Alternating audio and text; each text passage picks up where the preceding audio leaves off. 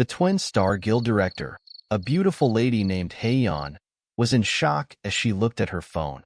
She had followed Jihan's prediction for the Korea-Japan match, and to her amazement, she won her bet.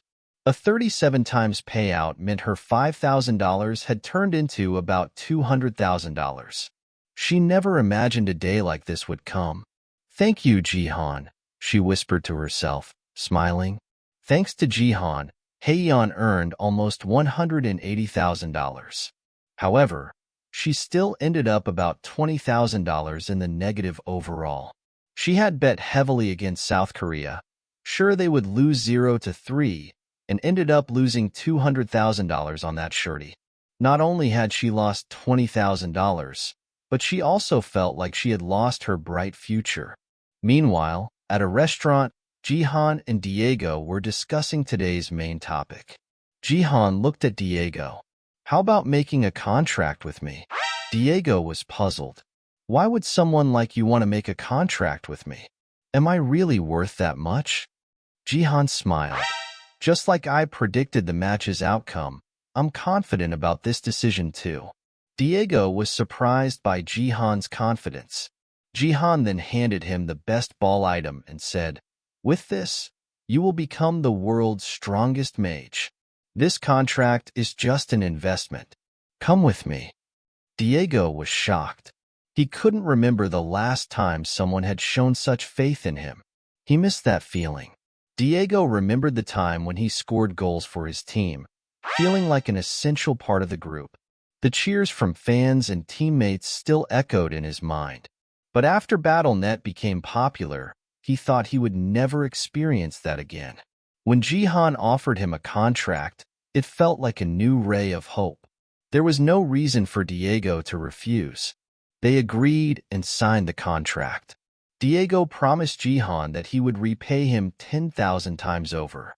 Jihan appreciated Diego's determination. "I look forward to that day," he said.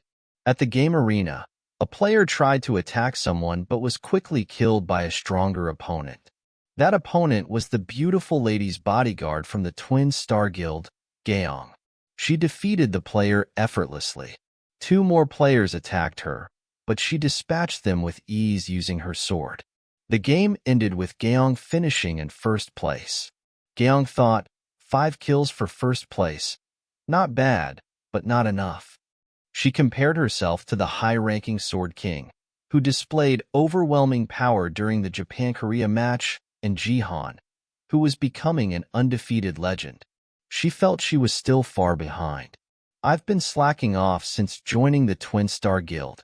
I need to do better," she resolved. In another scene, Seiya was watching the news about the Sword King defeating Korea.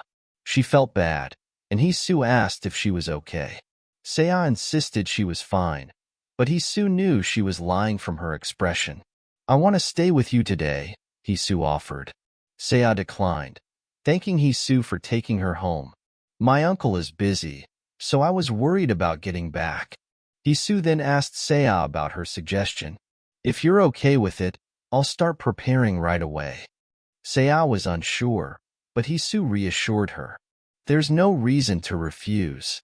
As they were talking, the car suddenly stopped, and Hisu hit the seat because she wasn't wearing a seatbelt. "What's happening?" she asked the driver. The driver was shocked, staring ahead. Seiya looked too, shocked to see people standing in front of her apartment. Who are they? She wondered. Jihan leapt and sprinted across the rooftop, testing his speed. He felt much lighter now, enjoying the beautiful view from the top of the building. He relaxed, watching people walk on the street below. As he took in the scenery, memories of his past life in the U.S. flooded back, where he often relaxed on rooftops. This reminded him of the Sword King. In reality, Jihan never got the chance to fight the Sword King.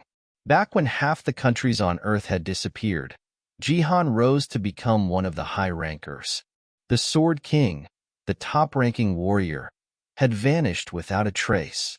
Jihan still didn't know why he disappeared, but the memory lingered.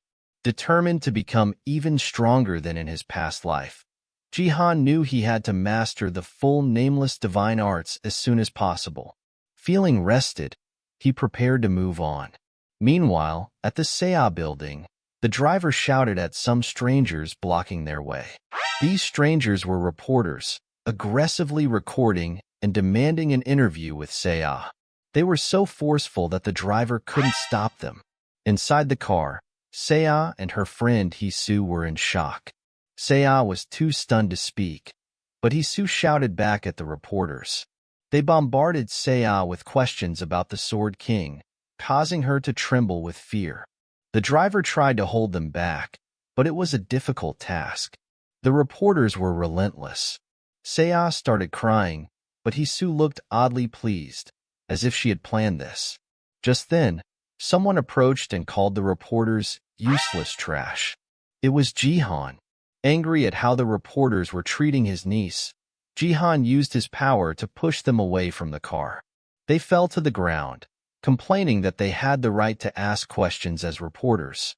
Jihan told them he was being gentle because they were reporters and let them go since it was their first offense. The reporters, scared of Jihan, didn't argue. Jihan opened the car door and helped Saya out. She was terrified. Jihan smiled at her and said, "Let's go home." He thanked the driver for protecting Saya, and the driver, proud of his duty, said it was nothing. Hisu told Jihan to take care of Saya, and Jihan thanked Hisu for watching over her. Jihan and Saya went back to their apartment, leaving Hisu and the driver behind. After they left, Hisu laughed loudly, barely holding back her amusement. The reporters noticed her. She was the granddaughter of the CEO of Taewon Daily, Korea's #1 media outlet. It was clear Hisu had planned the whole incident to cause trouble for Saya. In another scene, the Sword King gave an interview where he claimed he had abandoned his past and moved to Japan, denying having any daughter. That interview explained all the commotion. The reporters were aggressively questioning Saya because of it. Jihan watched the interview and felt a surge of anger.